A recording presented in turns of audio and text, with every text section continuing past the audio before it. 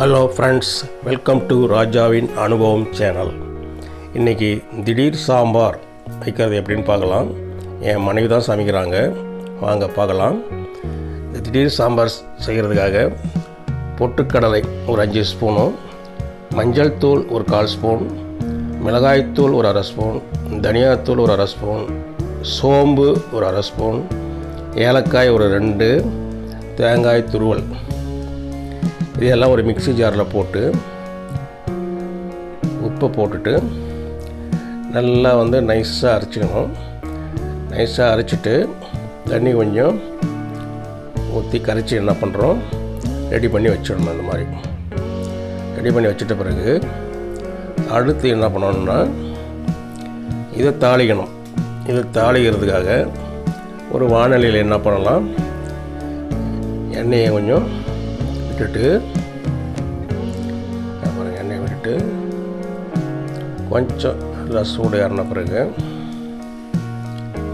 Friends பாருங்கள், எண்ணெய் விட்ட பிறகு ஃப்ரெண்ட்ஸ் இந்த வீடியோ பார்த்துட்ருக்கீங்க, கொஞ்சம் சப்ஸ்கிரைப் பண்ணுங்கள். அப்படியே பக்கத்தில் இருக்கிற பெல் ஐக்கானையும் கொஞ்சம் அழுத்தி விட்டுடுங்க.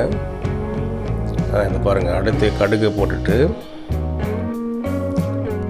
கொஞ்சம் ஜீரகம்,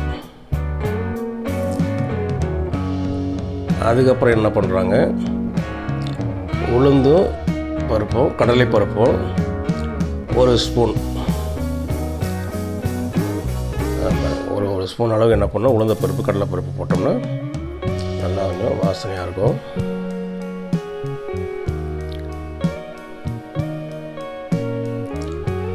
அதுக்கப்புறம் காஞ்ச மிளகாய் ஒன்று என்ன பண்ணணும், ஒரு 3-4 துண்டாக கட் பண்ணிவிட்டு அதில் போடுறாங்க பாருங்கள்.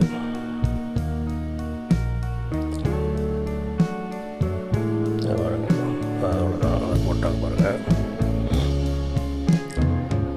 அது கொஞ்சம் நல்லா கொஞ்சம் ஒருபட்ட உடனே அடுத்தது கறிவேப்பிலை கொஞ்சம் போட்டுட்டு அதுக்கப்புறம் பெருங்காயத்தை கொஞ்சம் மேலே போட்டுட்டு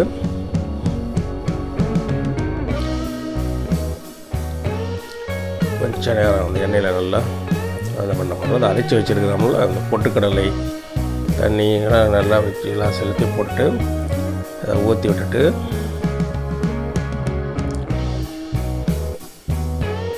அவ்வளோதான்.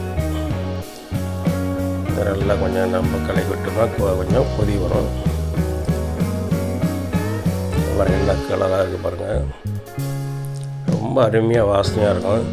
இது ஏன் திடீர் சாம்பார்னால், நம்ம வீட்டுக்கு யாராவது ஒரு விருந்தாளி திடீர்னு வந்துட்டாங்க, இட்லி மாவு இருக்கும், நம்ம இட்லி ஊற்றிடலாம். இது ஒரு சும்மா ஒரு 5 நிமிஷம் மிஞ்சி போனால் ஒரு 6-7 நிமிஷத்துலேயே நம்ம வீட்டில் எல்லாம் இருக்கிற மசாலா பொடியில் இருக்கிற இது பொருளை வச்சே நம்ம என்ன அழகாக அரைச்சிட்டு இந்த பாருங்கள், என்ன அருமையாக ஒரு 7-8 நிமிஷத்துலேயே திடீர் சாம்பார் ரெடி ஆகிடும். இட்லி தோசைக்கு தொட்டு சாப்பிட்றதுக்கு அவ்வளோ அருமையாக இருக்கும். ஃப்ரெண்ட்ஸ், ட்ரை பண்ணி பாருங்கள்.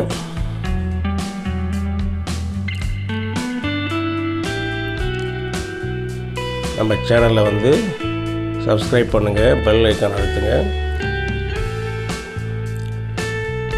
கமெண்ட் பண்ணுங்கள்.